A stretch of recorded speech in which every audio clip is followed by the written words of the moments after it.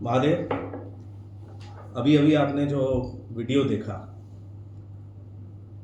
उनका परिचय दूं, उसमें मैं समय लगाऊं और मैं उसको सही से उसके साथ न्याय कर पाऊं, ये मेरी योग्यता नहीं है।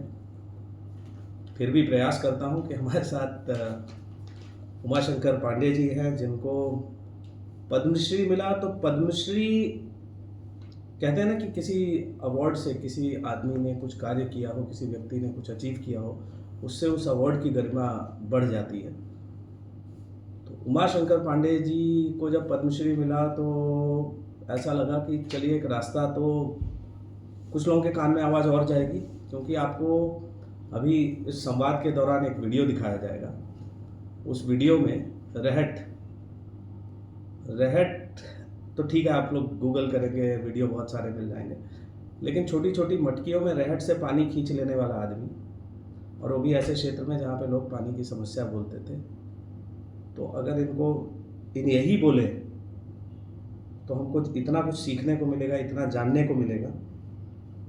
और पानी का पर्याय बन चुका है इनका नाम। इनकी जो पैशन है पानी को लेके, आने वाले समय की बहुत बड़ी समस्या बनेगी पानी, लेकिन ऐसे प्रयासों से पानी समस्या नहीं रहेगा। तो मैं उमाशंकर पांडे जी से एक आग्रह करूंगा कि बाकी तो बहुत पूछा गया होगा आपसे, मेरे मन में एक प्रश्न ये है कि हम भी कितना पानी उनी नहा के, नदी में नहा के, क्या क्या करके, पानी तो हमने भी देखा, लेकिन जो जिस प्रकार से आपका एक पैशन है पानी को लेके, वो कहाँ से आया, कहाँ से संस्कार मिले, गांव के बारे में कुछ बताएं। और आज से, अब आपसे उम्र पूछने में भी हमको वो लगता है क्योंकि मैं ज़्यादा आपसे उम्र में लग रहा हूँ तो आज से बरसों पहले वो जो छोटा सा बालक था, उसके मन में ऐसा कैसे संकल्प आ गया कि पढ़ाई भी करूँगा, लेकिन ये पानी के प्रति जो अर्जुन की आंख जैसे आपने वो रखा है। तो अब पूरा समय आपका, आप संवाद में भी माहिर हैं, आप बातें भी, और ज्ञान आपका जो है वो हम लोगों के लिए सीखने के लिए। तो मैं आपसे आग्रह करूँगा कि इसको आगे बढ़ाएं। बहुत बहुत धन्यवाद आपको, और आपके जो चैनल है उसको मैं धन्यवाद देता हूं कि आपने विश्व जल दिवस के अवसर पर जल संरक्षण के लिए जो पुरखों के जल जोड़ने के बेजोड़ तरीके हैं, उसकी संवाद के लिए आप मुझे आमंत्रित किया। जल ज्ञान की गुरु मेरी माँ है। वैसे माँ तो प्रथम गुरु होती हैं, और बुंदेलखंड भारत का सबसे पिछड़ा स्थान जाना जाता है। बुंदेलखंड में सबसे पिछड़ा जिला बांदा, और बांदा में सबसे पिछड़ा मेरा गांव जखनी, जहाँ मैं पैदा हुआ। वहाँ के लगभग 85% लोग गांव छोड़ के भाग गए। जल एक कारण था, जल के कारण, बेरोजगारी के कारण, और वहाँ उनके लिए एक जीवन यापन का अवसर न होने के कारण। मेरी माँ ने मुझसे कहा कि माँ मातृभूमि से बड़ी नहीं है, अगर तुम मेरी सेवा करना चाहते हो तो इस जन्मभूमि की, इस मातृभूमि की सेवा करो। और यहाँ जो पलायन हुआ है, अपराध, जो कि भोजन नहीं होगा तो व्यक्ति पेट के लिए तो कुछ करेगा। तो एक समय उस गांव की जो स्थिति थी, जिले में कोई भी कहीं अपराध घटता था, लोग जखनी को याद करते थे, जखनी के लोग हो गए। वो जो गांव का कलंक था उसको दूर करना था, और उनको रोजगार के अवसर भी देने थे सबको। हम जैसे 4-5 साथियों के साथ मिलके माँ ने मेरी कहा, इस सृष्टि में वरुण देव सब कुछ देते हैं, और तुम वरुण से प्रार्थना करो, मेघ महाराज से प्रार्थना करो, गंगाधर से प्रार्थना करो, वे तुम्हारे गांव का ये खुशहाली दें, पानी भी दें, और व्यक्ति के आँखों को भी पानीदार, समाज को पानीदार बनाएं। हमने माँ के मंत्र का सहारा लिया और अपने गांव के पानी को रोकने की कोशिश की। पुरखों की सबसे प्राचीन जल जोड़ने की जो विधि है, वो खेत पर मेड़ और मेड़ पर पेड़। उसके 2 कारण हैं। पहला कारण क्या है, हमारे जब आदि पुरखों ने कहीं भी जमीन ढूंढी होगी खेती करने के लिए, अपने भोजन के लिए, तो उसने अपने मित्र पशु के लिए भी ढूंढा होगा। फिर उसने ये भी सोचा होगा कि मैं प्रातः नाश्ता क्या करूँगा, जलपान क्या करूँगा, तो फल की बात भी आई होगी।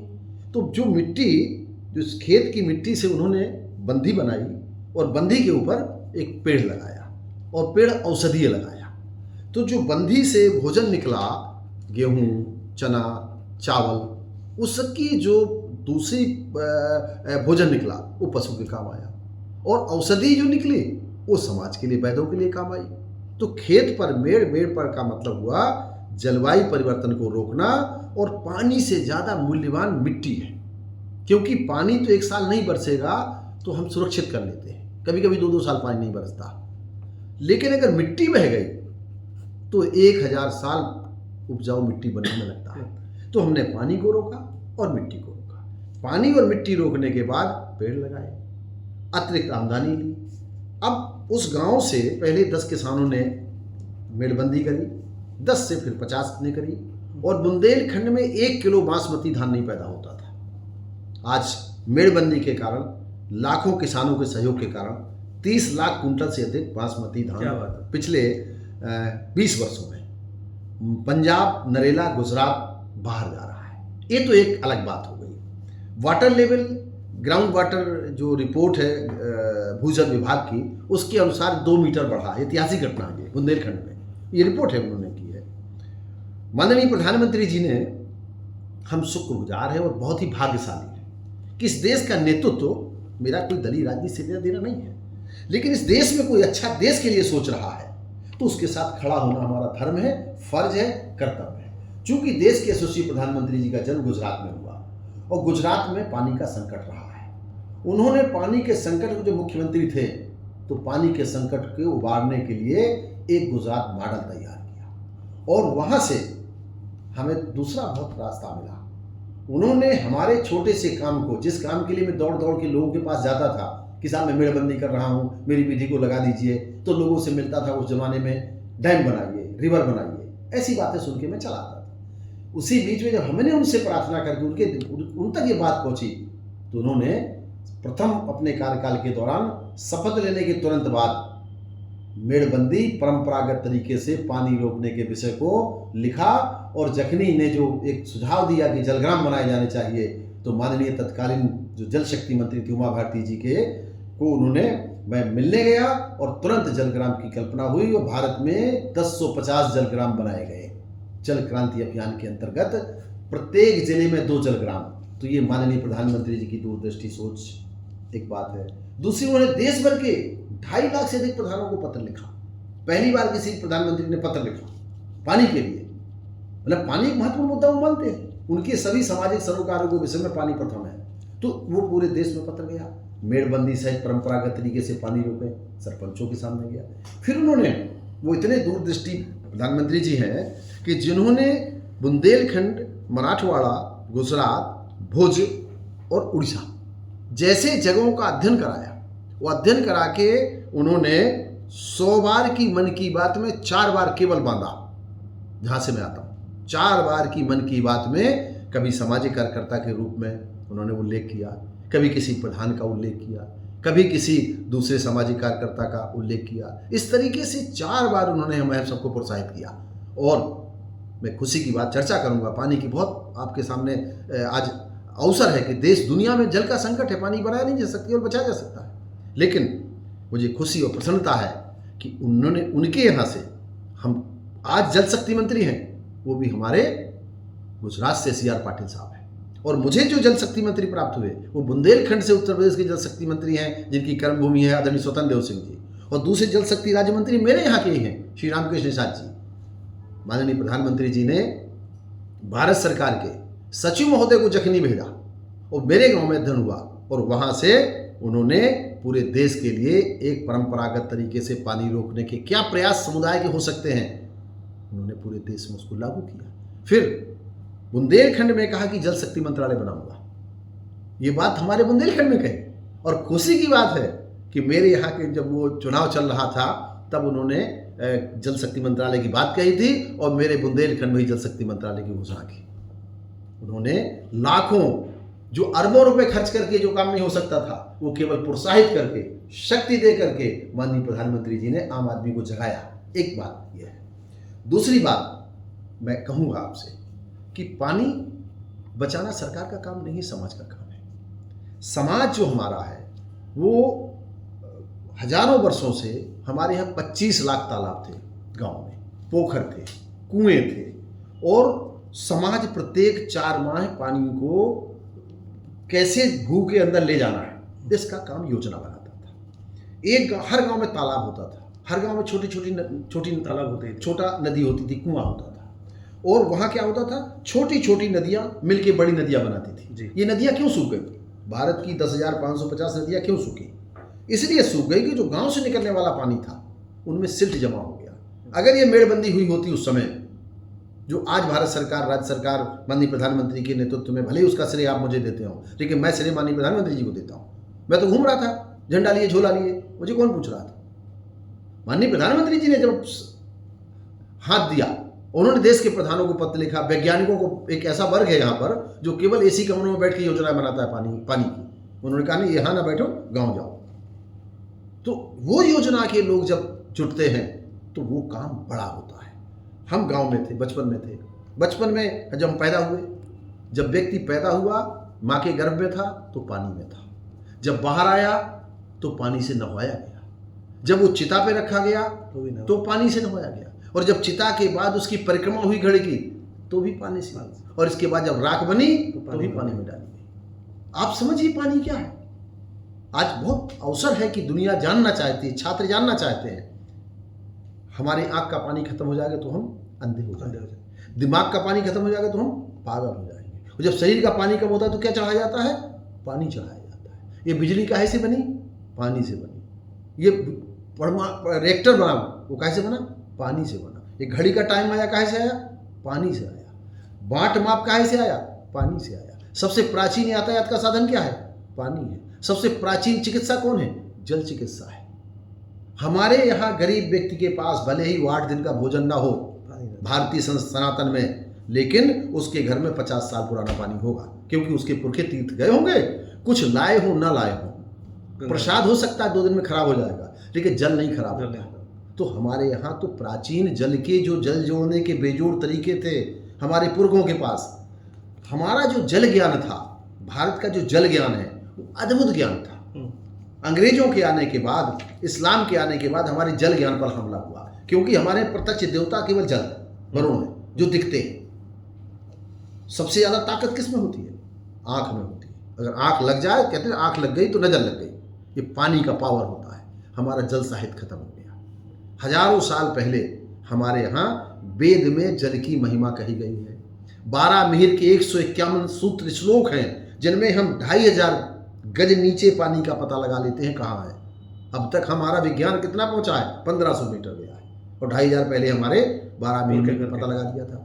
हमारे यहाँ जो महाराज भोज ने एक बड़ा भारी ग्रंथ लिखा है, आप लिखेंगे, उसको पढ़ेंगे कभी आप, तो आप देखेंगे हमारे मेघमाला है, जो संपूर्णानंद संस्कृत विश्वविद्यालय काशी के उसमें पुस्तकालय में उपलब्ध है। 1800 पेज का है। कोई पढ़े पानी कैसे बनता है, पानी का विज्ञान क्या है। एक देवताओं की मंत्री परिषद होती है, उस साल में पानी तय करती है कितना पानी किसको देना है। हर वर्ष एक राजा होता है, कभी बुद्ध राजा होते हैं, कभी शनि राजा होते हैं, कभी गुरु राजा होते हैं, कभी मंगल मंत्री होते हैं। तो इस तरीके से वो तय करती है। हम अपने प्राच्य जल विज्ञान को भूल गए। महाराज भोज ने जल विज्ञान लिखवाया। जल विज्ञान उनका जल मंगल ग्रंथ है, जल मंगल ग्रंथ, जो करीब 1000 पृष्ठ से अधिक का है। और मुझे तो लगता है कि जो भारत में 5 जल योद्धा पैदा हुए हैं, तो पहले जल योद्धा कौन है? महाराज भोज। वो पहले जल योद्धा है महाराज भागीरथ, जो गंगा लेकर आए। 2525 किलोमीटर गंगा मैया को लेकर गए, और समुदाय के आधार पर कौन थे उनके साथ में? वो 60,000 सगर पुत्र। और मैया को कहाँ ले गए? पहले शंकर जी की जटाओं में। जटाओं का मतलब क्या था? जगह जगह रोकना, सीधे नहीं पानी को बहाना। शंकर भगवान ने संदेश दिया कि जैसे मैंने जटाओं में रोका है, वैसे माँ गंगा को रोको। माँ रुकेगी तो आशीर्वाद देगी, नहीं तो चली जाएगी, थोड़ी आशीर्वाद देंगे। एक बात। दूसरे जल योद्धा कौन हुई? माता अनसुईया, जिन्होंने पृथ्वी के हमारे पहले कुलपति अत्रि महाराज की तपस्या कर रहे थे, उनके पति, जब उनको प्यास लगी तो उन्होंने तपोबल से भारत में नदी माँ आई, उसका नाम मंदाकिनी है। एक दो जल योद्धा। तीसरे जल योद्धा महाराज भोज, जिन्होंने दुनिया का सबसे बड़ा तालाब 65 बावड़ी को जोड़ के 65,000 हेक्टेयर का और 150 मीटर गहरा तालाब, दुनिया में इतना बड़ा तालाब कहीं नहीं हुआ, महाराज भोज ने भोपाल में बनाया। फिर चौथी जल योद्धा महारानी दुर्गावती, जिन्होंने गोंडवाना में आदिवासियों को जोड़कर बगैर कंक्रीट के सैकड़ों तालाब बनाए। आप जबलपुर में गोंडवाना में देख सकते हैं। पांचवी जल योद्धा महारानी अहिल्याबाई होलकर। माता अहिल्याबाई होलकर ने, उनका राज्य यद्यपि इंदौर था, मलवा था, लेकिन भारत के सभी तीर्थ स्थलों में, भारत का कोई भी ऐसा तीर्थ स्थल नहीं है जहां महारानी अहिल्याबाई होलकर ने तालाब नहीं बनाया पानी के लिए। एक बात है। दूसरी बात, आप समझे कि दो नदियां हमारे यहाँ माँ हैं, एक मोक्ष प्रदान करती है, दूसरी बैकुंठ ले जाती है। माँ गंगा मोक्ष देती है, लेकिन एक नदी हमारे पास है फल्गु माँ, वो कहाँ है? गया में। तो गया में माँ जो है, वहां पर भी आप देखेंगे कि माता अहिल्याबाई होलकर ने जो पिंडदान होता है, जहाँ से पुरखे जाते हैं, वहाँ पर माता अहिल्याबाई के जो सरोवर बनाया हुआ है, वो सरोवर हमारी धरोहर मानती थी। आज हमें सरोवर को धरोहर मानना होगा। नदी नदी नहीं है, नदी भारत की भाग्य रेखा है। और हम सब भाग्य, अगर भारत का भाग्य बनाना चाहते हैं तो हमें क्या करना होगा? गंगा मैया को, यमुना मैया को, हमको माननीय प्रधानमंत्री जी का जो सपना है, जल क्रांति जन क्रांति बने, जल आंदोलन जन आंदोलन बने, इस दिशा में हमको प्रयास करने होंगे। अब समय आ गया है। जो समय है, हमारे जो पुरखों का जो जल जोड़ने के तरीके हैं, अंग्रेज का बनाया सबसे पुराना बांध 190 साल का है, अंग्रेज का बनाया बांध। लेकिन जो हमारा बनाया बांध है, हमारे पुरखों का बनाया बांध है, वो 5000 साल पुराना माउंट आबू पे चले जाइए, पहाड़ है, 1 किलोमीटर ऊंचाई पर पहाड़ है, वहाँ पर तालाब भरा हुआ है, कुएं भरे हुए हैं। वो कौन सी विधि है?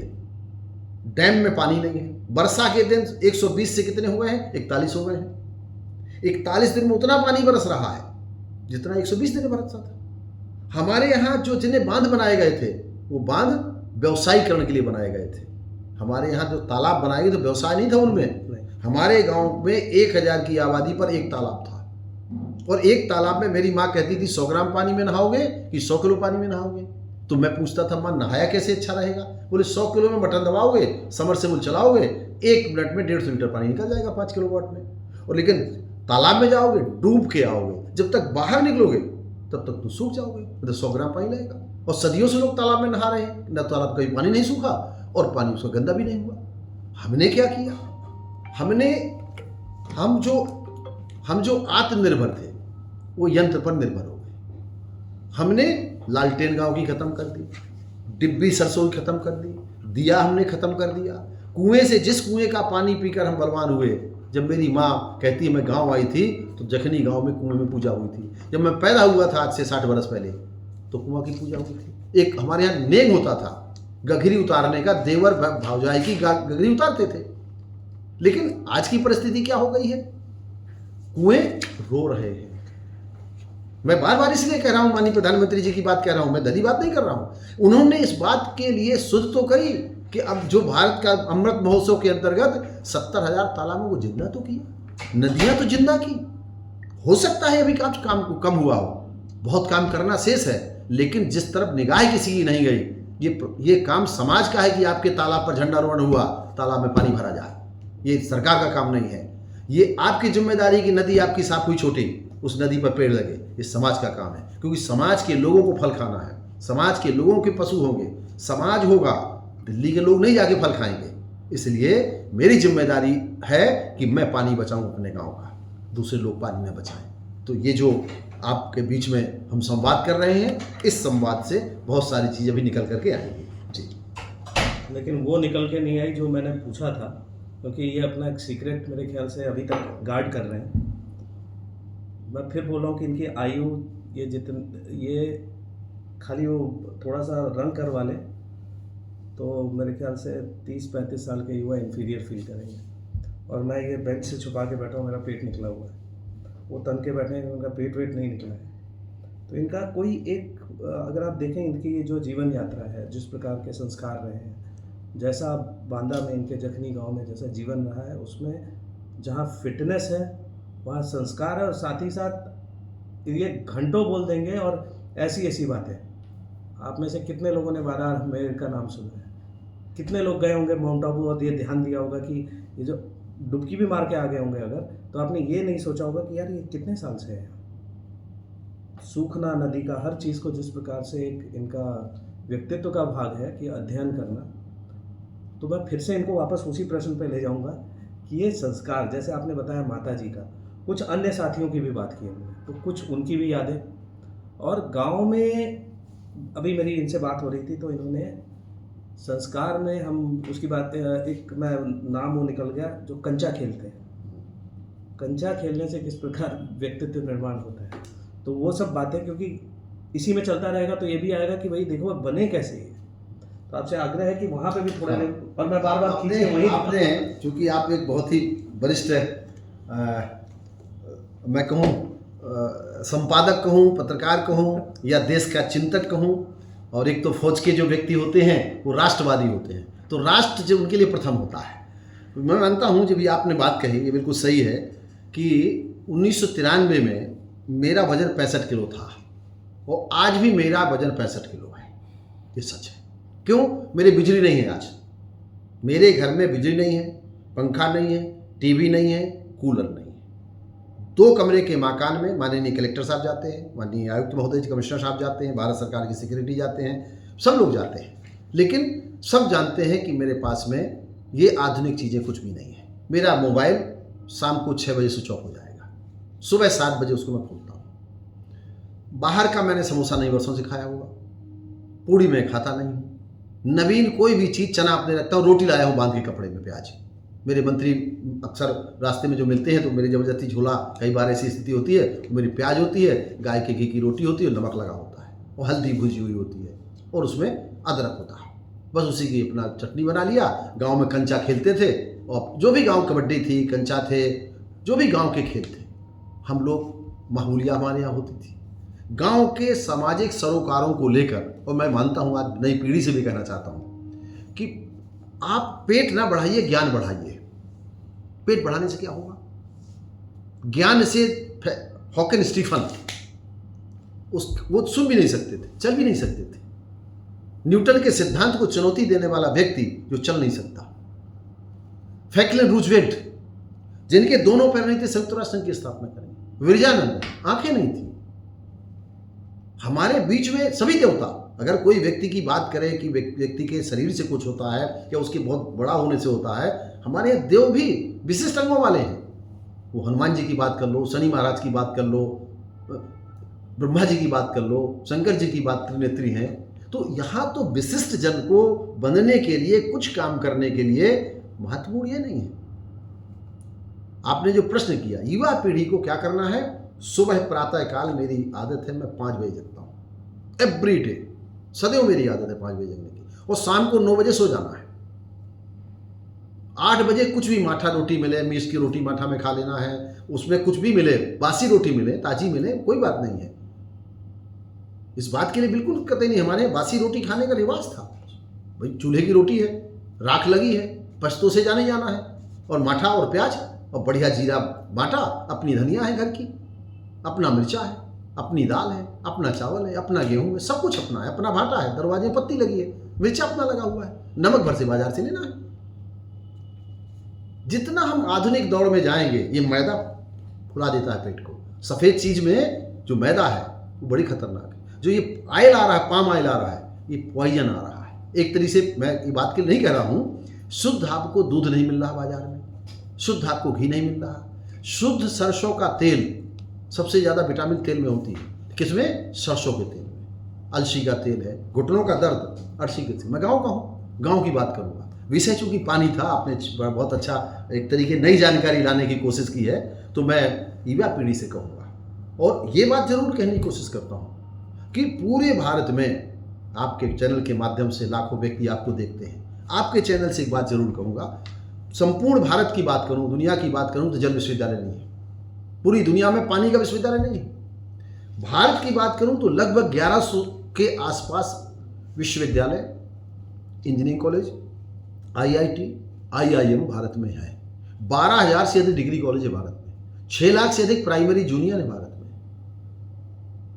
7 लाख गांव है भारत में, लेकिन जल का विश्वविद्यालय नहीं है। एग्रीकल्चर के, कृषि के विश्वविद्यालय 60 से 70 हैं। स्टेट के और सेंट्रल मिलाकर के इंस्टीट्यूट मिला दिए जाए, डायरेक्टरेट मिला दिए जाए, एक जल विश्वविद्यालय भारत में होना आवश्यक है। हमारे यहाँ भारत में जल संग्रहालय नहीं है, जबकि जल संरक्षण की प्रेरणा हमारे देश से दुनिया में गई है। और भारत में कोई व्यक्ति आया भी है तो काहे से आया था? जल मार्ग से आया था। हमारे यहाँ था, हमारे यहाँ जैसा मैंने आपसे बताया, जो जल विज्ञान भारत का था, इसको सीखने के लिए सबसे पहले कौन था? सबसे बड़ा मंत्री होता था भारत में चाणक्य के समय, जल मंत्री, क्योंकि सबसे ज़्यादा पावरफुल मंत्री था। व्यापार जल से होता था हमारा। और अगर जल के बारे में मैं नई पीढ़ी से कहूँ, 25 करोड़ बच्चे केजी से पीजी तक पढ़ते हैं, जिनमें से 20 करोड़ लोगों ने न कुआं देखा है, न तालाब देखा है, न छोटी नदी देखी है। हमें बच्चों को जल ज्ञान कराने के लिए गांव ले जाना होगा, तालाब में ले जाना होगा। जब वो तालाब देखेंगे, कुआं देखेंगे, उनका प्रेम होगा, दादी नानी के पास बैठाना होगा, उनसे पूछना होगा। आज पानी दूध से महंगा है, पेट्रोल से महंगा है, घी से महंगा है। गांव के मेरे देश का व्यक्ति आज से 500 साल पहले जब विदेश जाता था तो वो लोग पूछते थे आप कहाँ से आए हैं, तो कहता था मैं उस देश का वासी हूँ जिस देश में गंगा बहती है, मैं गंगा के देश से आया हूँ। आज क्या स्थिति है? आज देखेंगे आप, गांव से दूध गायब है, घी गायब है, मट्ठा गायब है, और क्या आ गया है? हजारों बोतल पानी, कोल्ड ड्रिंक किराना की दुकान पहुंच गया है। तो ये शुभ नहीं है। 140 करोड़ व्यक्ति का पेट भरने के लिए किसान को पानी चाहिए। किसान अपने लिए पानी नहीं लेता, भोजन देना है। हमारे बगल में पड़ोसी देश हैं, वो भी भूखे हैं, उनको भी भोजन देना है। पहला युद्ध जो हुआ था हमारा, वो काहे के लिए हुआ था? भोजन के लिए विश्व युद्ध हुआ था। दूसरा काहे के लिए हुआ था? पेट्रोल के हुआ था। और तीसरा किसके लिए होगा? हमारे भारत के पूर्व प्रधानमंत्री, भारत रत्न अटल बिहारी वाजपेयी जी ने संयुक्त राष्ट्र संघ में बात कही थी कि तीसरा विश्व युद्ध पानी के लिए होगा। और कोशिश करें कि दुनिया में पानी के लिए युद्ध कहीं ना हो, लेकिन भारत में तो हो ही नहीं। ये गंगा और यमुना का देश है। हम 25 करोड़ बच्चे केजी से पीजी तक पढ़ते हैं। हमें अपने सब्जेक्ट में पानी पढ़ाना पड़ेगा, प्राइमरी में पानी पढ़ाना होगा, नैतिक शिक्षा में पानी पढ़ाना होगा। पानी और पेड़ हमें पढ़ाना पड़ेगा, क्योंकि पानी का बेटा पेड़ है।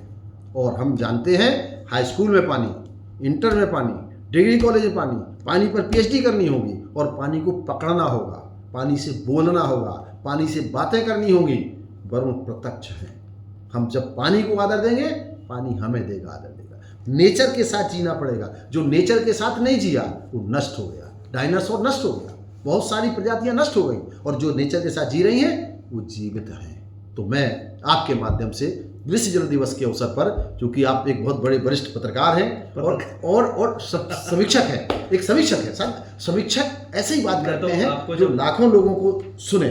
मुझे जब पता चला कि आप हैं तो मैंने कहा भैया मुझे बात करने दो, क्योंकि मैं अब ये जो टीम है ये तो अपने इसमें बड़े सधे हुए, बहुत माहिर, और हाँ, हमने कहा भैया हमें बात करने दो। क्योंकि गाँव में पले बड़े हैं, और अभी जब आपने इतना, अभी ये ग्लास में जो पानी रखा है, इसको देखने का ही जो नज़रिया है बदल जाएगा अगर आदमी ध्यान से सुन रहा होगा। आपको एक गोभिल ऋषि थे, गोभिल ऋषि सामवेद में उनका उल्लेख आता है। और गांव में हम लोग जब नहाने जाते थे, चाहे नदी में कहिए, तालाब में, कुएं पे, तो जैसे आप देखते हैं ना कि हम लोग गमछा यूज़ करते थे।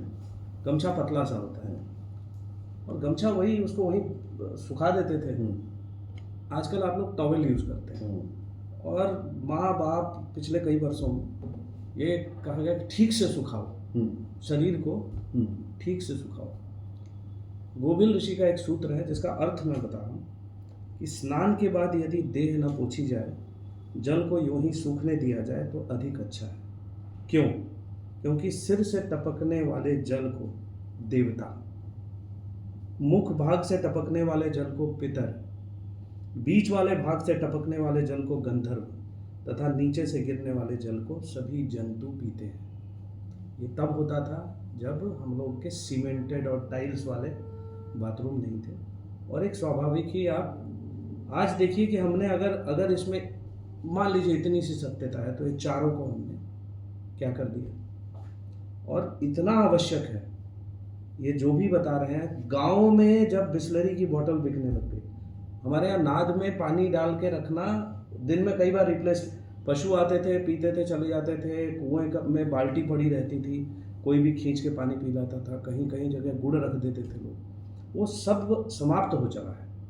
तो ये इतना आवश्यक है। और इन्होंने जिस प्रकार से जल के ऊपर पढ़ाई हो, वो कहा उस पर हमको विशेष ध्यान देने की आवश्यकता है। आप जब बात सुन रहे होंगे इनकी तो आपने सुना होगा कि प्रधानमंत्री जी का नाम ये कई बार ले रहे हैं। इतने दिन काम करने के बाद जब उनको जिस प्रकार से आशा जगी है वो इसलिए कि प्रधानमंत्री जी ने जल की शक्ति को बहुत अच्छे से पहचाना। और अटल जी ने जो बोला था, हमारे श्रद्धेय अटल जी ने जो कहा था कि इसके लिए युद्ध होगा, आज अगर युद्ध होगा तो जल शक्ति लेके भारत सर्वोत्कृष्ट आज जो काम हो रहा है 70,000 अमृत सरोवर, उसकी योजना भी बनाना और प्रैक्टिकल योजना कि अब मान लीजिए पहले होता था कि मैंने देखा है घाट का काम तब होता था जब मानसून नदी चढ़ रही है तो घाट पे सीमेंट का काम हो रहा है, अगले साल जब नदी उतरे तो कामे गायब और वो ठेकेदार बोले कि भैया बह गए सब। अभी क्या होता है, जब नदी उतर चुकी होती है तब काम होता है, जब सूख चुका होता है तब खुदाई होती है। तो प्रैक्टिकली होने की वजह से जल स्तर बढ़ा है बहुत जगह, और जहाँ का इन्होंने इनके खुद के गांव का जिस प्रकार से इन्होंने उदाहरण प्रस्तुत किया है वो तो अद्भुत है। मेरे ख्याल से उस वीडियो में आप लोग देखेंगे और जाएं इनके यहाँ एक बार, आंखों से देखेंगे। ये जो बासमती, जो भी चावल खाते हैं जानते हैं, बासमती का होना और छोटा मोटा नहीं, बस एक्सपोर्ट हो रहा है, यही है ना, ऐसे ही एम्पावरमेंट होता है।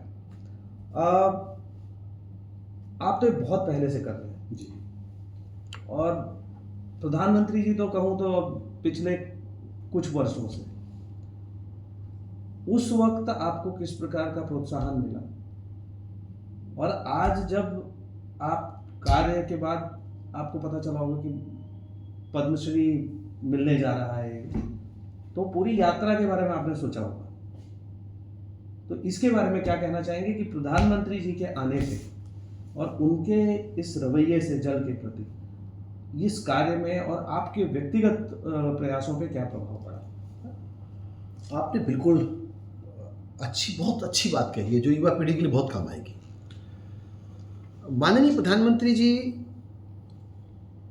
जमीन के हैं, मुझे पिछले 35 साल से काम करते हो गया इस क्षेत्र में। 35 वर्षों में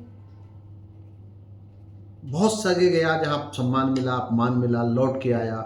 कोई भी व्यक्ति जब भी बात करो तो नदी बनाने की बात, खोदने की बात करता था, बांध बनाने की, डैम, चेक डैम, यहाँ लगभग कई हजार बांध बनाए गए हैं।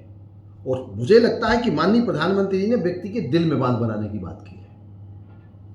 हम जैसे छोटे से व्यक्ति को बुंदेलखंड में काम करता हूँ, बुंदेलखंड वही बुंदेलखंड है, मेरी कोई एनजीओ नहीं है, कोई संस्था नहीं, कोई कार्यालय नहीं, एक नए रुपए का कोई अनुदान नहीं बता सकता कि मैंने कहीं से कोई 1 रुपए का अनुदान लिया। लेकिन माननीय प्रधानमंत्री जी जब देश में देश का जल योद्धा पुरस्कार जल शक्ति मंत्रालय गठित हुआ, दिया जाना था, हमको नहीं पता था कि हमें दिया जाना है। पता नहीं किसने कहा, क्या कहा, भारत के जल शक्ति तत्कालीन जल शक्ति सचिव यूपी सिंह जी मेरे गांव गए। बुंदेलखंड में आज तक कोई जल सचिव नहीं गया था। और जब वो पुरस्कार की बात आई तो जल योद्धा पुरस्कार देश का मुझे दिया गया। पद्मश्री में पानी पर लिखा हुआ शब्द हम तो पद्मश्री बुंदेलखंड में नहीं मिली 35 सालों से, कोई 35 साल से 70 सालों पद्मश्री नहीं है किसी को सेवा की पद्मश्री वहां नहीं है यूपी एमपी के बुंदेलखंड में, वहां को जन्मे हुए व्यक्ति के पास मेरी जानकारी में।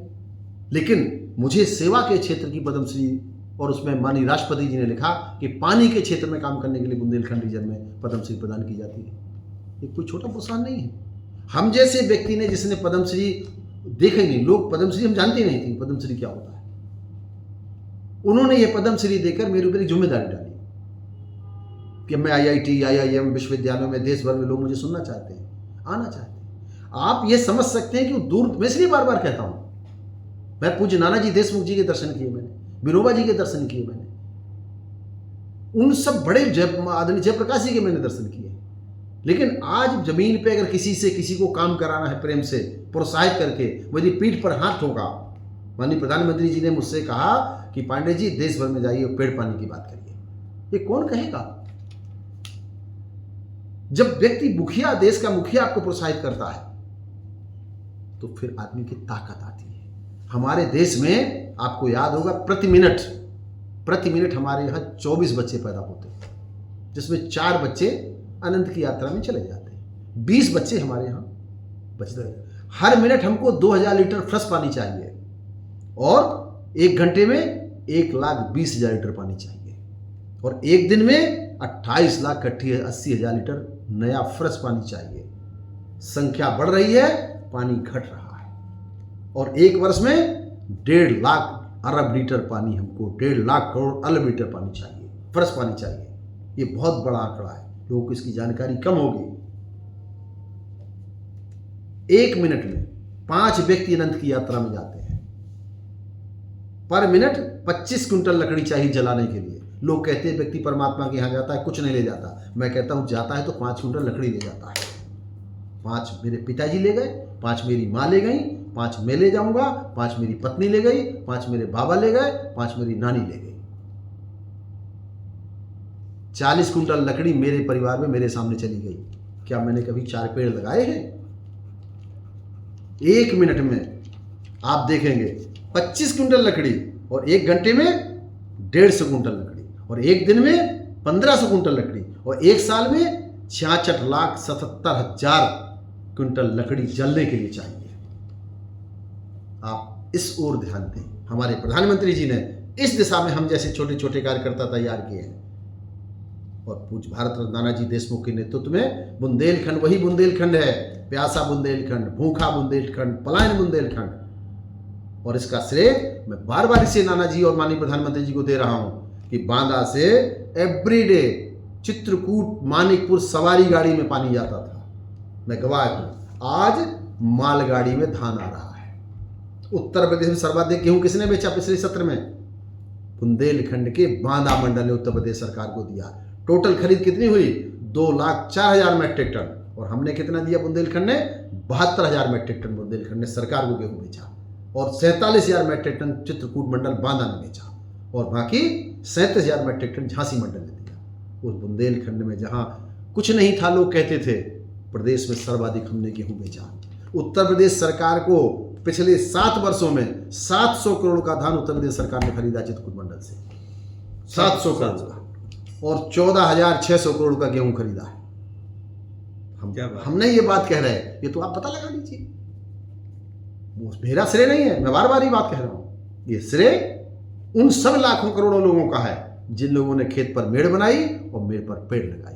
जखनी से निकल के नारा, ये जखनी से निकल के पुरखों का मंत्र गुजरात के अंतिम जिले द्वारकाधीश पहुंच गया, महाराष्ट्र पहुंच गया, सूरत पहुंच गया, ये राजस्थान पहुंच गया, बिहार पहुंच गया, बंगाल पहुंच गया। जहां जहां भारत में जल संकट है वहां के किसान, वहां के अधिकारी, सचिव और जल मंत्री और मीडिया मुझे बुला रहा है कि ये बता जाइए, आप ये मंत्र ही बता जाइए, क्योंकि इस मंत्र में आपको कोई तकनीक नहीं लगनी, इसमें कोई आपको ट्रेनिंग नहीं लेनी, किसी से परमिशन नहीं लेनी, कोई उम्र का बंधन नहीं है। अपना फावड़ा उठाइए, अपनी डलिया उठाइए, सुबह जागिए, ये व्यायाम है, ये मेहनत है, कसरत है। आप जाइए 50 किलो हुआ मिट्टी निकालिए और मेड़ के ऊपर रखाइए। इसके बाद अब जाइए, बूढ़ा जाए, जवान जाए, कोई भी जाए, फावड़ा वही है जो हजारों साल पुराना था। हमारे देश की संस्कृति में फावड़ा, हंसिया, खुरपी ये बदले नहीं, ये वैसे थे जैसे थे। सोने चांदी के हो सकते हैं, लोहे के हो सकते हैं, लेकिन पुरखों का कोई भी यंत्र, जब जब हमने पुरखों के किसी यंत्र से छेड़खानी की है, परिणाम गलत हुए हैं। हल जो सभी समस्याओं का हल देता है, हल में हल ही नहीं है, जो बलदाऊ का शस्त्र है वो हल ही नहीं है, वो सभी समस्याओं का हल से निकलता है और हल का कोई हल नहीं निकला है। वो पुरखों का जैसा था वैसे ही है, क्योंकि हल ही नीचे पानी ले जाता है। तो मैं आपसे निवेदन करूं कि आप अपने खेत पर नींबू लगाइए, सहजन लगाइए, करौंदा लगाइए। आज नींबू 10 रुपये का बिकता है। आंवला लगाइए, अमृत कहा गया है, तुलसी लगाइए।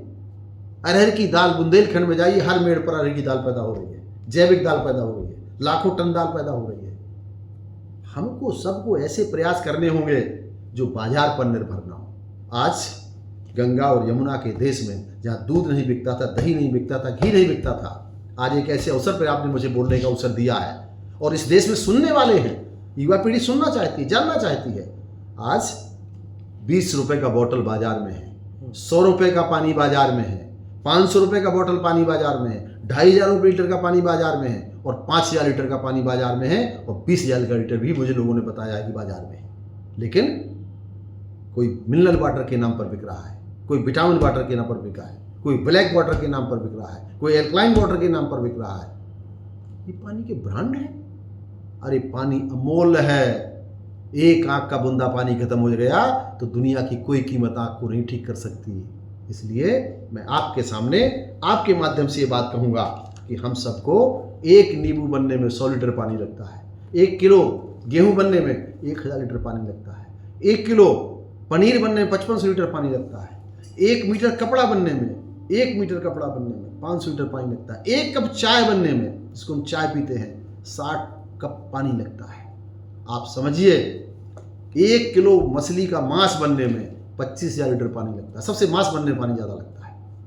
हम पुरखे हमारे क्या करते थे, पानी की खेती करते थे। हर गांव में तालाब होता था, वहाँ सिंघाड़ा पैदा होता था, मोती की खेती करते थे, मखाने की खेती करते थे, और कुछ लोग मछली खेती करते थे। मछली सबसे अंत का काम था। हम नहीं कहते वो अपना व्यापार करते हैं, करना चाहिए, लेकिन हमारे पुरखे कोशिश करते थे कि जल पे लाखों लोगों का जीवन था। आज हम क्या कर रहे हैं?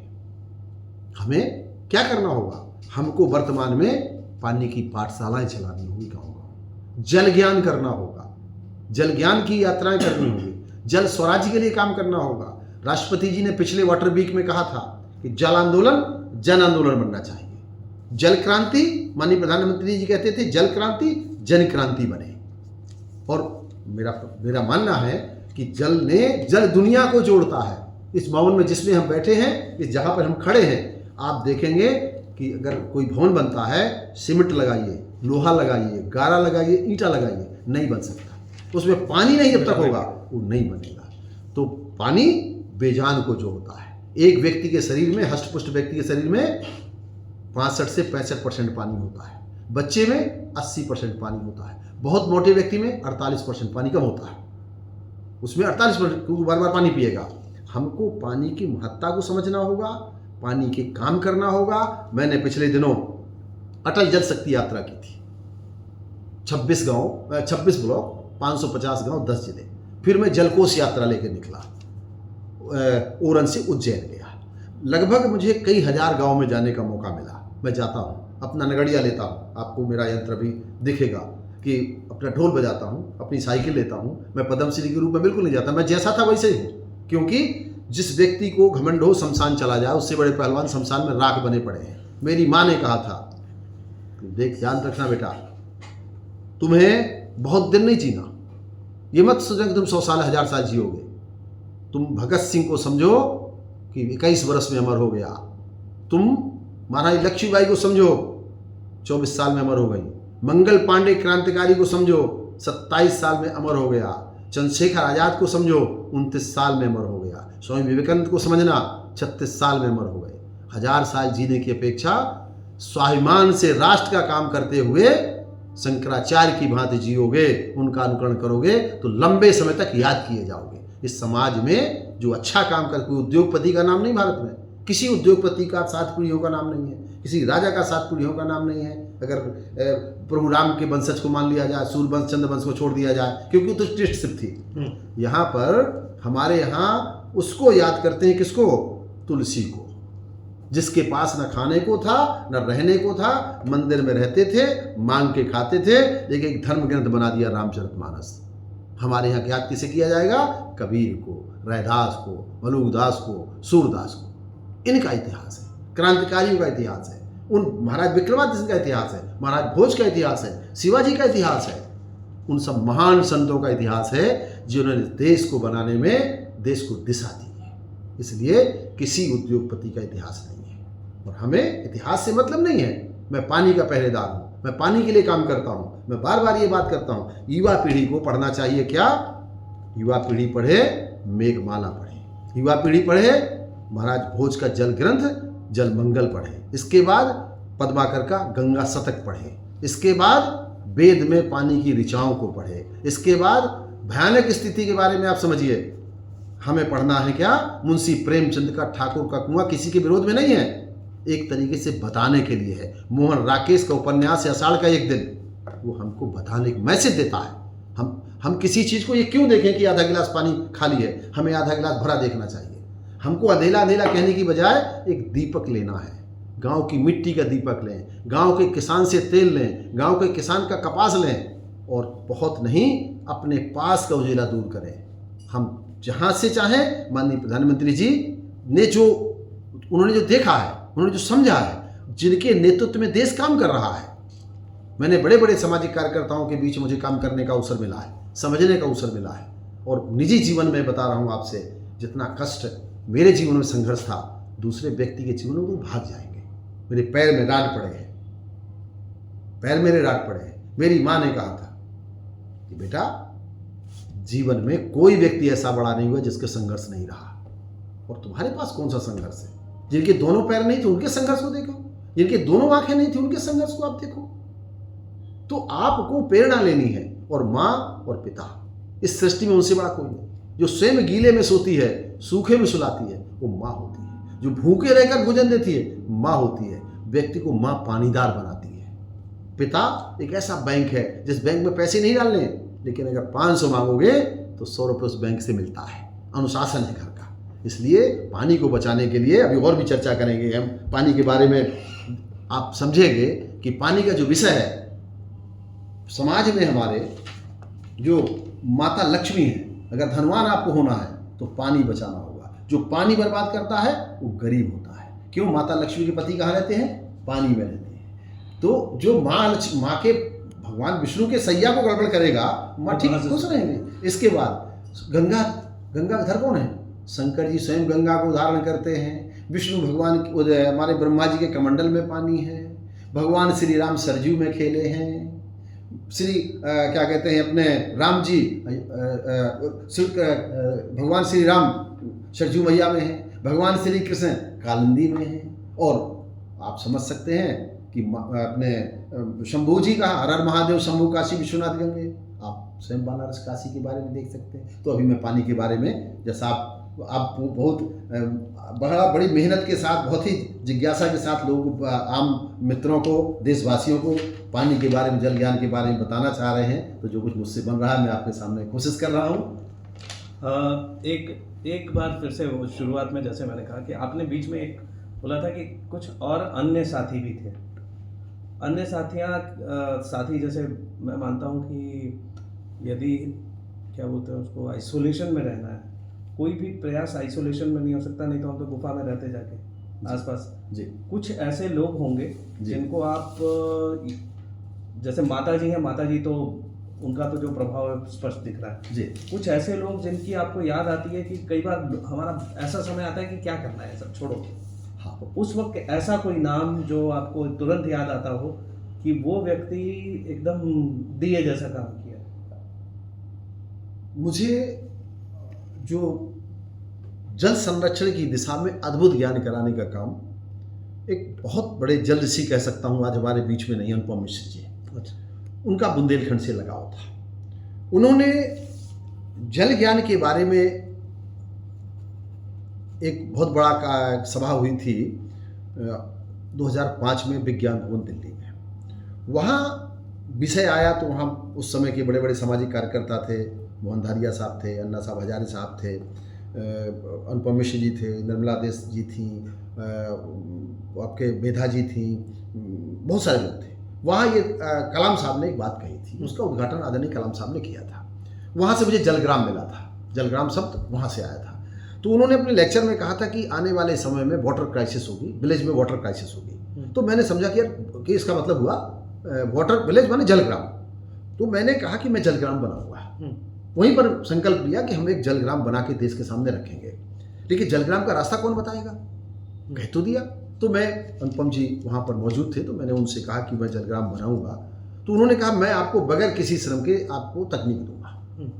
और जलग्राम वहाँ से हमने घोषणा कर दी। उसको बनाने में काम करने, जलग्राम का मतलब है ऐसे गाँव जहाँ पर पुराने तालाब हों, सूखे हों, कुएँ हों, सूखे हों, गांव की छोटी छोटी नदियां हों, सूखी हों, उनको खोद के समुदाय के आधार पर सरकार का सपोर्ट लेके, राज्य समाज सरकार तीनों का सहयोग लेके बरसात के पानी को ज़्यादा से ज़्यादा भरा जाए और पानी के रूप में वहाँ पर एक आने वाली पीढ़ी जल ज्ञान करे। और हमने उसी आधार पर जलग्राम बने। माननीय प्रधानमंत्री जी जैसे ही सरकार में आए, मैं काशी में उनसे मैंने भेंट की तो उन्होंने कहा कि जैसे ही हम आगे चल के अवसर मिलेगा तो जलग्राम, फिर वो जलग्राम का सामने आया जल क्रांति अभियान में। तो हम सब मिल करके, एक तो मैं उनका उल्लेख करूँगा, दूसरी मेरे जीवन में मेरी माँ और मेरे पिता, मेरे नाना पानी के जानकार थे। पूरे जो आज मुझे जल का ज्ञान है, जल के बारे में वेद में, जैसे पानी के नापने का यंत्र है गाय के खुर से पानी नापा जाता था। हम एक खरबूजा में पानी कैसे पहुंचता है 100 किलो, एक नारियल में पानी कैसे पहुंचता है, लौकी में पानी कैसे पहुंचता है। आप ये कोशिश करें कि तरबूजा और खरबूजा का एक छोटा सा बीज है, उसमें कितना पानी छिपा है। 120 दिन में एक तरबूजा में, जिसका 2 ग्राम का तरबूजे का बीज है, और 120 दिन में 5 कुंटल पानी वो अपनी नाली के माध्यम से ले जाता है।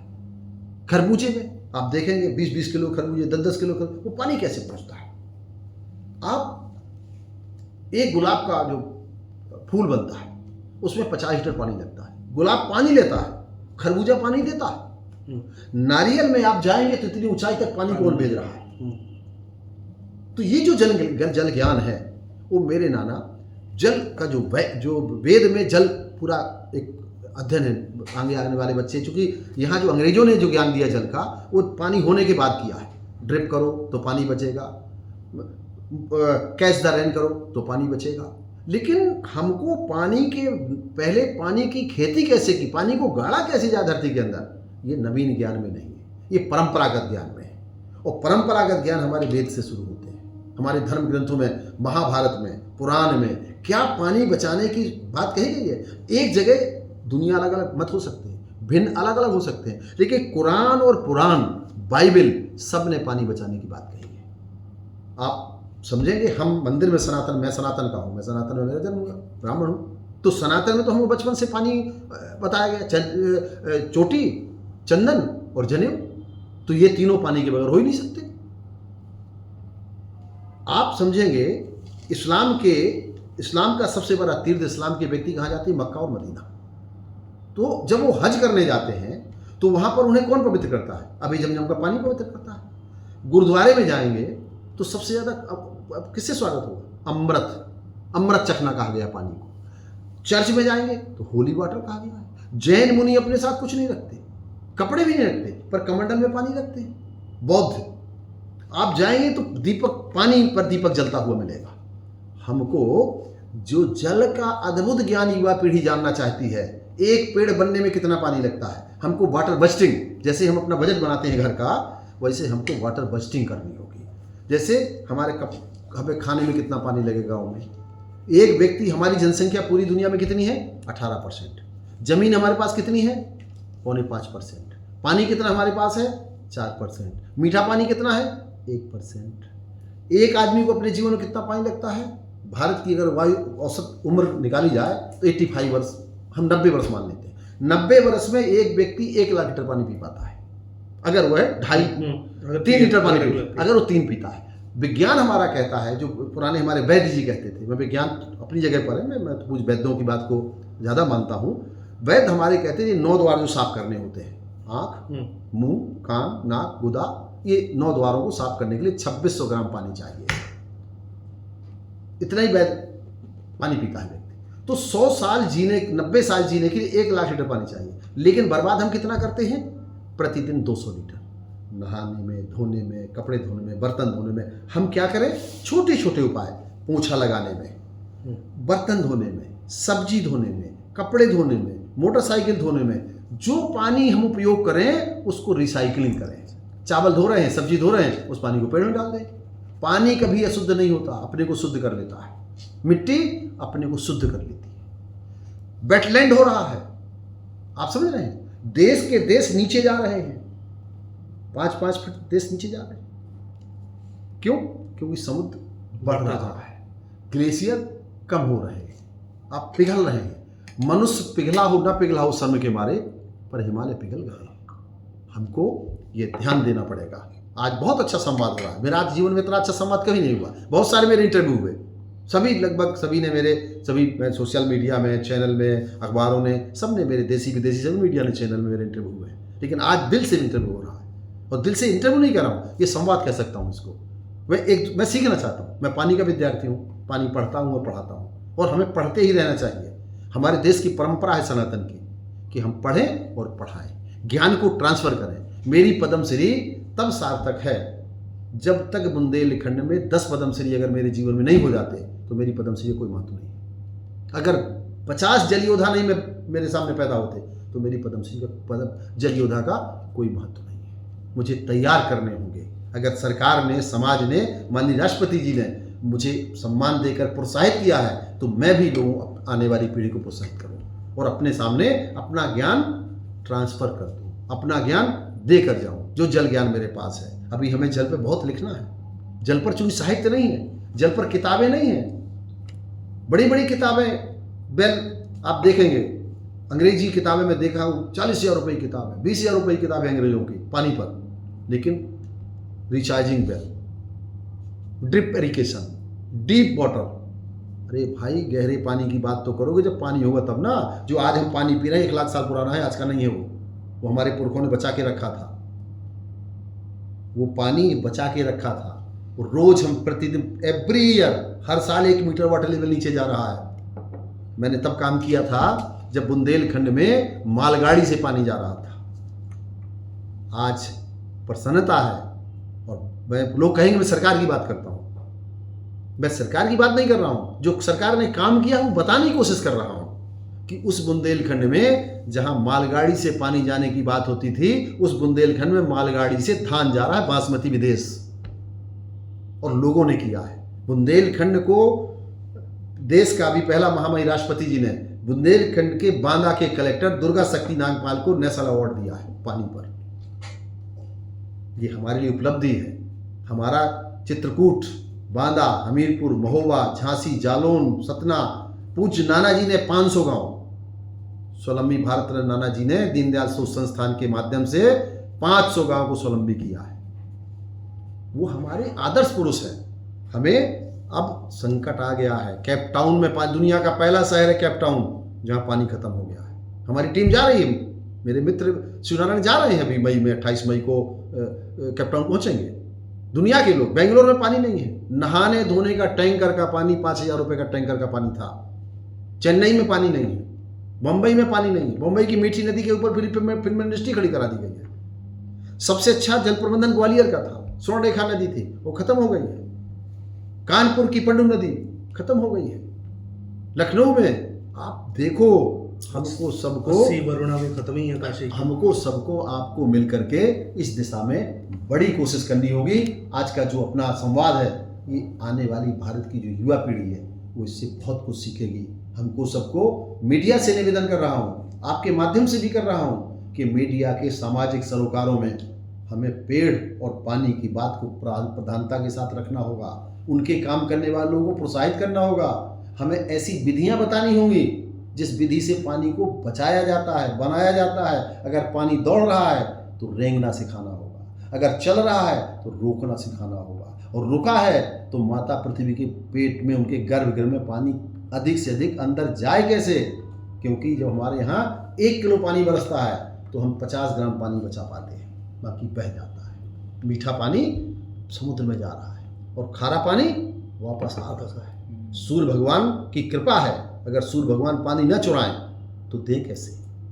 सब चीज़ ठंड में हर चीज़ सिकुड़ती है, लेकिन पानी ठंड में बढ़ता है। तो मैं एक सैद्धांतिक बात बता रहा हूँ। बॉटल में पानी भर लीजिए, ठंड जैसी आएगी, जमेगा तो ब्लास्ट कर देता है।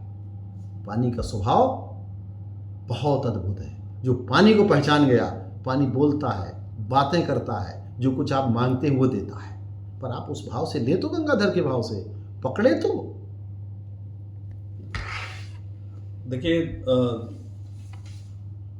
इतना करीब 35 साल का इनका इस फील्ड में कार्य रहा है, और कार्य कहना, कार्य शब्द मुझे नहीं लग रहा है कि तपस्या ही कहूँगा, क्योंकि पानी के प्रति इनको सुनने के बाद आपका नज़रिया तो बदल ही रहा है, साथ ही साथ उसको और समझने की बात, उससे बातें करने की बात जो हुई हैं वो हर आदमी पे असर डालेंगी। कुछ बातें तो, जैसे अगर कहूँ कि यहाँ पे सुनने के बाद मन में एक छोटा सा संकल्प यह आना चाहिए कि मैं भी एक जल योद्धा बनूँ, मैं भी वो संदेश दूर दूर तक लेके जाऊँ। इन्होंने वाटर बजटिंग की बात की। हम में से कितने लोग जानते हैं कि मुझे नहाने के लिए कितना पानी लगेगा? शावर चला देते हैं, कभी आधा घंटा, कभी 1 घंटा। मुझे याद है जब रस्सी से खींचना होता था तो 1 बाल्टी खींचते थे, उससे नहा लेते थे। आपको अंदाज़ा ही नहीं है कितना पानी पीते हैं आप, उसका आप लोग नाप नाप के दिन भर जिम में वो सब करते होंगे। लेकिन अगर वो गंभीरता आ जाए पानी के लिए, तो पानी एक पूज्य रिसोर्स बनेगा जो, और जितना रिस्पेक्ट वो डिज़र्व करता है। हम गंगा मैया बोलते हैं, हमारे लिए उनका जो प्रस्तुत स्वरूप है जल है, उसको माँ का जो आदर देते हैं। और कोई घर ऐसा नहीं होगा जहाँ पे आप कहें कि गंगा जल और उसके लिए सम्मान ना हो, किसी कोने में चले जाइए। तो इनका जो अप्रोच है उसमें मेरे दिमाग में एक ये प्रश्न आता है कि मैं भी बात कर रहा हूँ क्योंकि ग्रामीण परिवेश में पला बड़ा, उमाशंकर पांडे जी भी उसी परिवेश में पले बड़े। तो हमारे को जो शहर वाले सुन रहे होंगे वो कहेंगे भाई मेरे पास तो ना खेत है, ना मेरे पास कुछ है, ना मैं तालाब में देख रहा हूँ, मेरा तो वही नलका है और वही बिस्लेरी की बोतल है। तो उनके मन में अगर बात आए बहुत बढ़िया बात, मैं कहाँ से, मतलब मैं बहुत अच्छी मैं क्या बात कही आपने, क्योंकि बहुत अद्भुत बात है। अंत में आपने अंत भला तो जग भला, बहुत बढ़िया बात कही आपने। ये तो आपने इतनी बढ़िया बात निकाली है कि हमारे जो प्रातः स्मरणीय ऋषि हैं गोस्वामी तुलसीदास जी महाराज कहते हैं, चित जल पावक गगन समीरा, 5 तत्व से बना शरीरा। कभी बहुत ऊंची बात कहते हैं, पानी की राह बुध बुध आसमान उसकी जा। रहीम उस समय रहीम ने एक बात कही थी कि रहीमन पानी राखिए बिन पानी सब सून, पानी गए न उबरे मोती मानुष चून।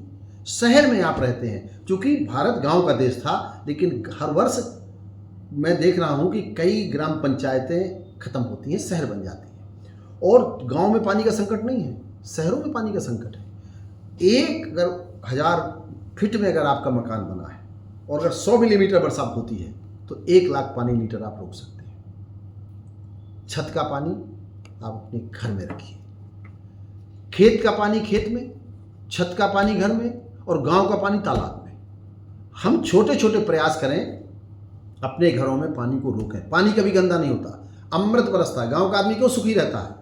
आप देखेंगे पाठा में लोग क्यों सुखी हैं, क्योंकि पाठा के लोग जो पानी पीते हैं वो शुद्ध पानी पीते हैं, वो जैसे ही बरसता है नीचे आ जाता है। और जो शहर में लोग पानी पीते हैं वो गंदा पानी पीते हैं। मैं किसी गंदा शब्द नहीं, मुझे इस्तेमाल नहीं करना चाहिए, लेकिन आप चूंकि अपने पानी की रक्षा नहीं करते हैं, आप दिल्ली के बगल देख लीजिए, ये राजनीति का विषय पानी नहीं है।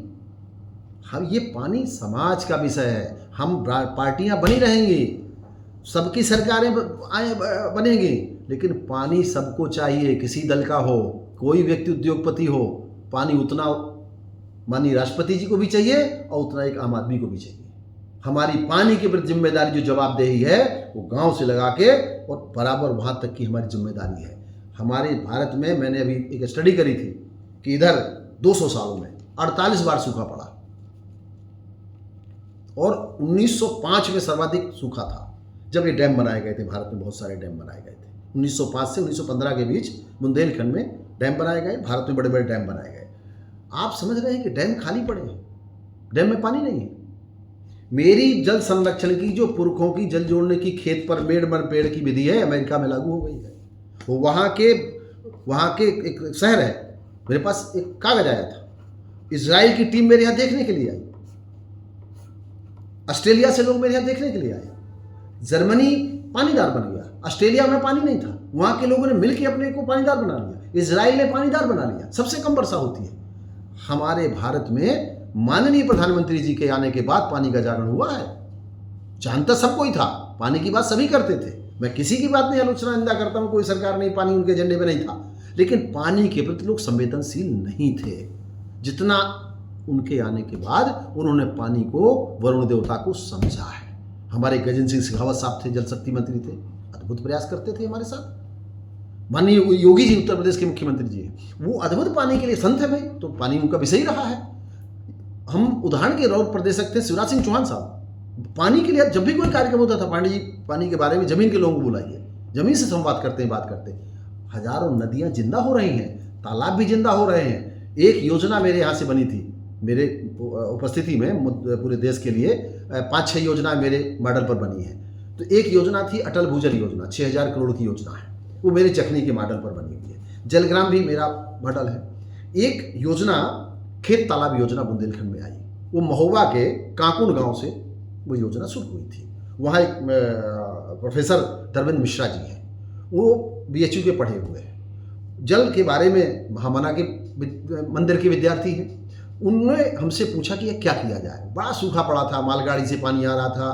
तो जब ये हुआ कि भाई बुंदेले पानी नहीं लेंगे, मैंने तत्कालीन कलेक्टर साहब से कहा झांसी से कि बुंदेले इतने नहीं है कि पानी ले लें।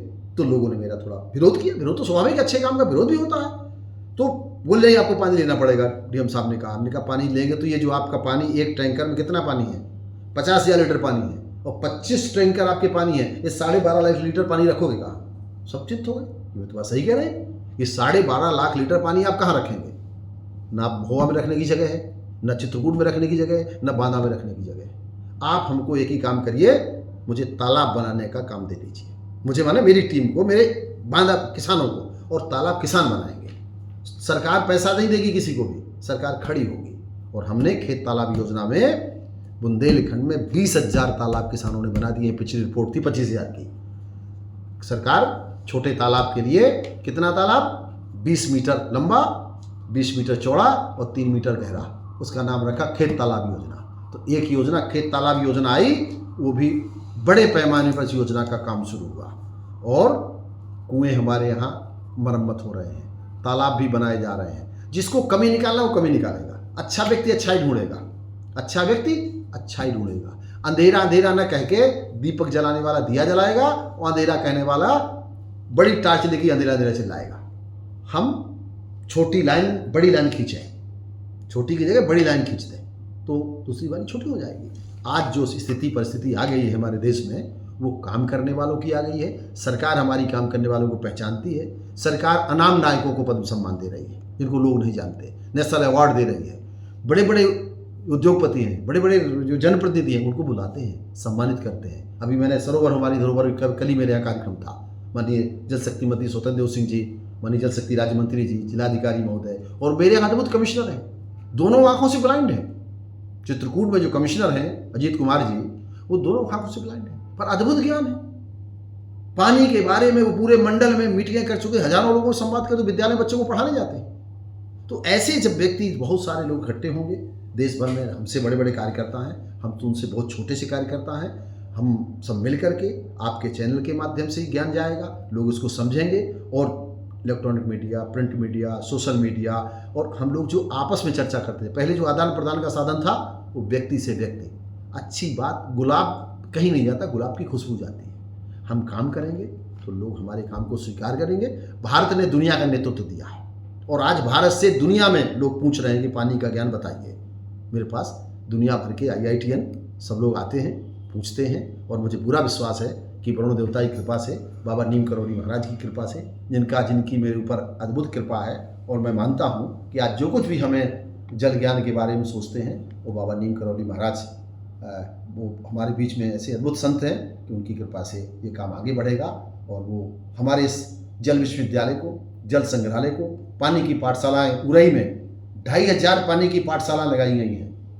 जिलाधिकारी हैं वहाँ के, और भारत सरकार के एड्रेस सेक्रेटरी अर्चना वर्मा गई, उत्तर प्रदेश के सचिव गए, राजशेखर जी, और कमिश्नर, कलेक्टर, सारे लोग थे, बच्चे थे। मैं हज़ारों बच्चों के साथ संवाद करता हूँ, जल यात्रा निकालता हूँ। मेरे मन में है कि जब तक मैं जिंदा हूँ, ये शरीर काम कर रहा है, ये पानी के साथ काम करते हुए जाए, क्योंकि राख भी पानी में जानी है। देखिए, इनको बीच में इंटरप्ट करने का भी या कुछ, ये संवाद अगर चलता रहा तो, और ये चलना चाहिए, ये एक दिन तक सीमित ना रहे।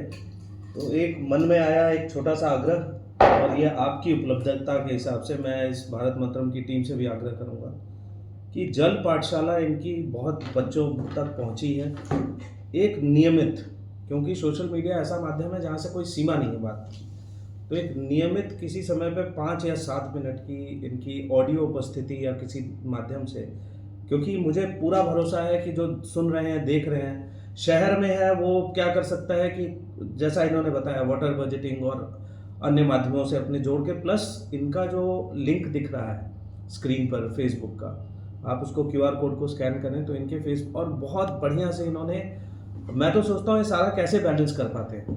कि जो कार्य होता है उसको प्रस्तुत भी करते हैं। तो आप लोग वहाँ पे भी जुड़ें और वहाँ से भी इनके साथ जुड़ के चीज़ों को सीखें।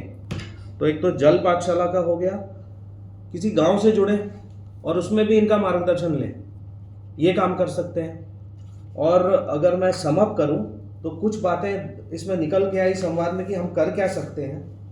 पहला तो अपने कंजम्पशन को जानिए, समझिए कि कितना कंजम्पशन आप करते हैं।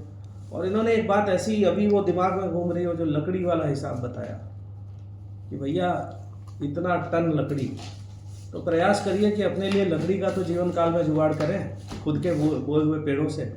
और नहीं कर सकते तो सोचिए, जो कर रहे हैं उनकी मदद करिए। रिसाइकलिंग बहुत इंपॉर्टेंट इन्होंने बताया। आप जो पानी जिससे बाइक पहुंच सकते हैं तो फ्रेश पानी क्यों यूज़ कर रहे हैं? तो ये सारी चीज़ें, और जल योद्धा बने, जल योद्धा बन के इनके साथ जुड़े। पूरे एक बोलते हैं ना, हम लोग पुण्य की बात करते हैं, ये एक सार्थक कदम होगा। क्योंकि अगर मेरी बात पे आपको लग रहा है कि प्रयास करना है इसमें, इसको मैं परख के देख लूँ, 3-4 दिन पानी छोड़ के देख लीजिए आप, 3-4 दिन बिना पानी के रह के देख लीजिए, आपको सारी बातें समझ आ जाएगी। और इसमें कुछ छूट गया हो तो मैं उमाशंकर पांडे जी से आग्रह करूंगा कि अपना जोड़ें।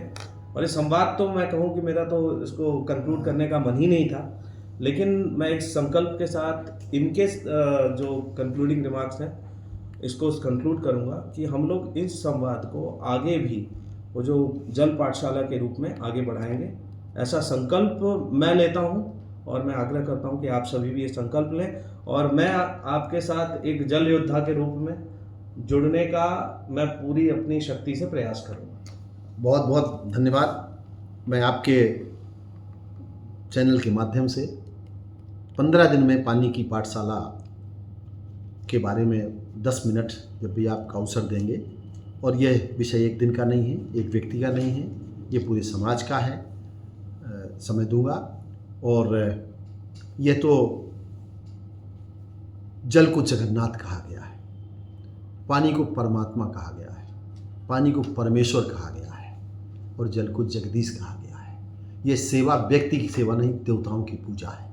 और आराधना, हम जल आराधना करेंगे, जल स्तुति करेंगे, तो हम निश्चित रूप से अपने देश को, और जैसे हम अंतिम बात कहूँगा मैं आपसे कि हमारी जो राष्ट्रगान होता है ना, जलधि तिरंगा कहा गया है।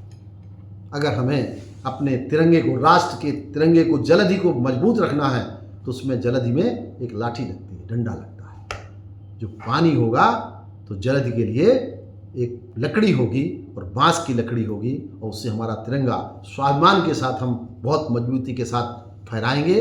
और अंत में मैं सबसे निवेदन करूंगा कि माँ और पिता ये देवता है। आप कुछ भी IAS बने, IPS बने, IRS बने, ITS बने, अभिनेता बने, कुछ भी बने, जिस व्यक्ति ने माता और पिता के चरणों के आशीर्वाद प्राप्त कर लिया, वो गणेश जी भले ही सर अलग रहा हो, जो उनका पशु का रहा हो, धड़ अलग रहा हो, लेकिन माता और पिता की परिक्रमा करके प्रथम देवता बन गया। बुद्धिमान बनना है, माता और पिता का आशीर्वाद लीजिए, उनके पैर छूइए, और बगैर कुछ कहे जो वो कहें उनकी बात को मानिए। और एक क्षत्रिय कुल में पैदा हुआ राजकुमार पिता के वचन मान के 14 साल के लिए वनवास जाता है, जब वापस आता है तो मर्यादा पुरुषोत्तम भगवान राम बन के आता है। बहुत बहुत धन्यवाद।